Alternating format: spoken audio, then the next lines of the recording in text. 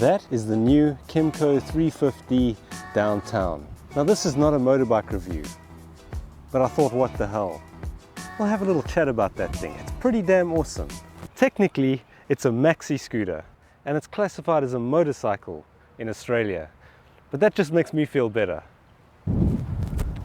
Now I'm no speed freak, but this thing, it'll do 0 to 60 kilometers per hour in like 3 seconds. It's like a Tesla, instant power to the wheels, and that's because the weight has been shifted really low down, so the handling's really good, and the power to weight ratio on this thing is unbelievable. There's no actual clutch, it's a CVT, so it automatically changes your gears for you. It's not the most manly thing. I have actually got a license for a clutch motorbike, but I just prefer this thing. It's a lot more fun to ride.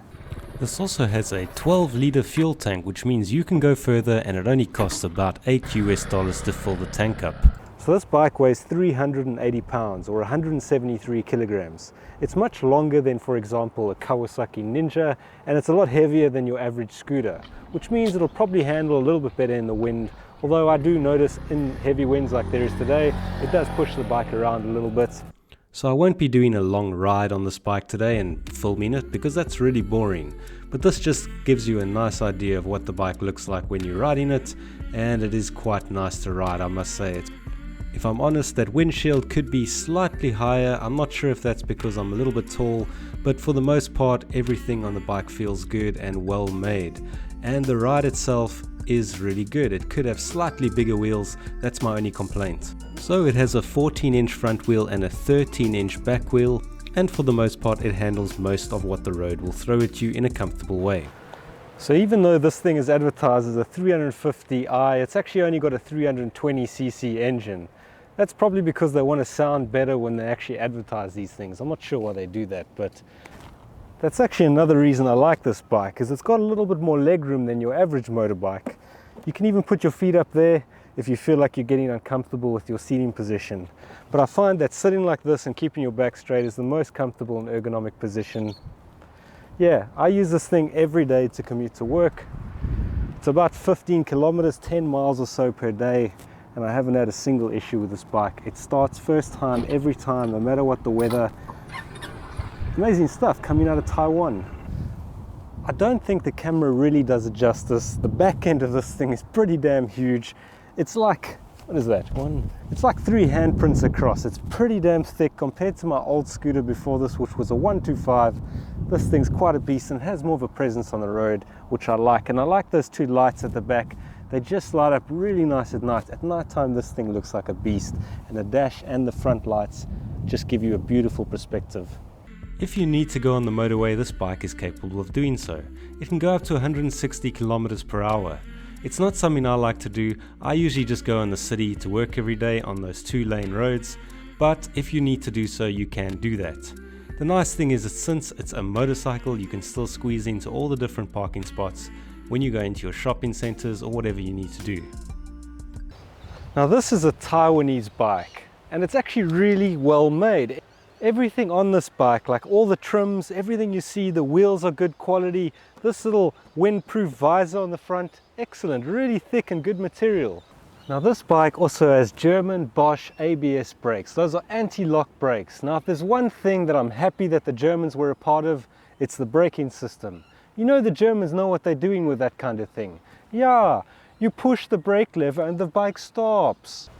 It's also really important that if you ride any kind of motorcycle, doesn't matter what kind of motorcycle, you get a high visibility jacket, because I'll tell you what, motor cars, you need to ride safe on those roads. They don't see motorbikes, so you never want to be in someone's blind spot on a motorbike. You want to drive in the slow lane. Doesn't matter what people think about you.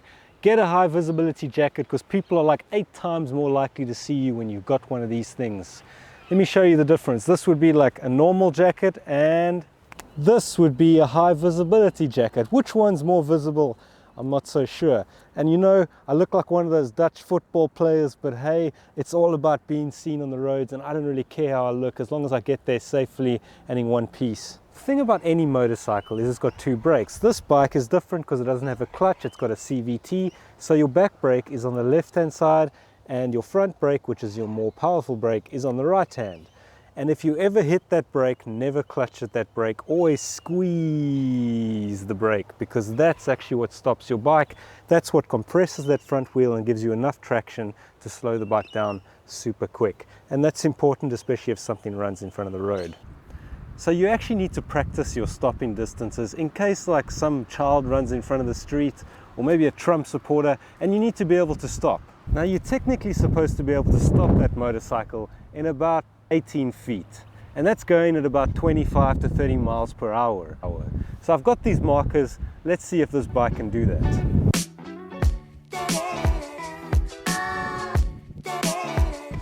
That's 18 feet. Damn, it looks pretty tight.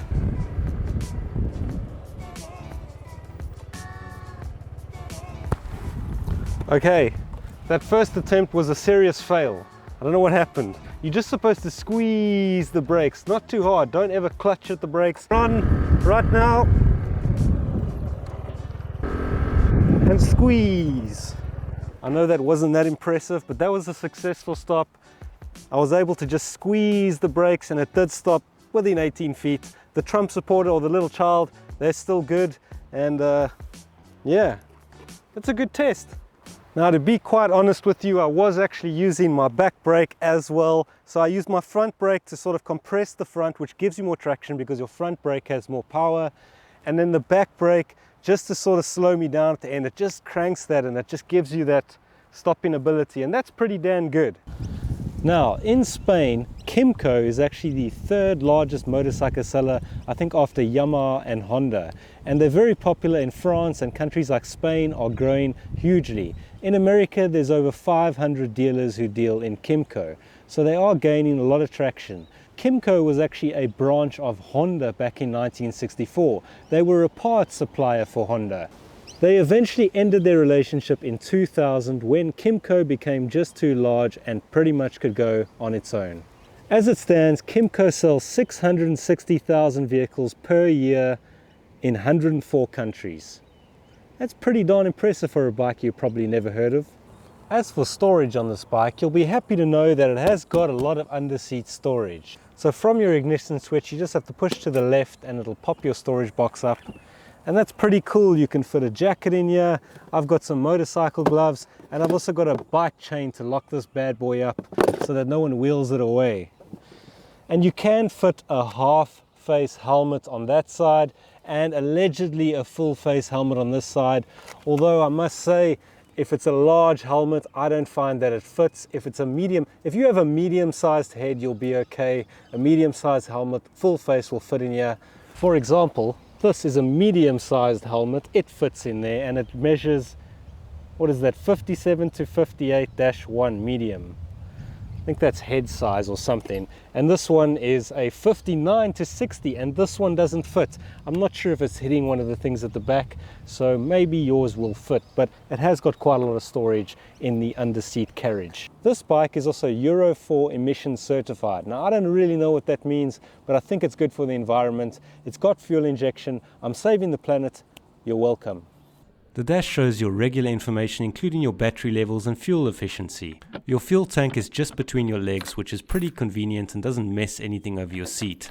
There's also a USB charger, which is kind of useful if you're charging a small camera or maybe you want to put something in there.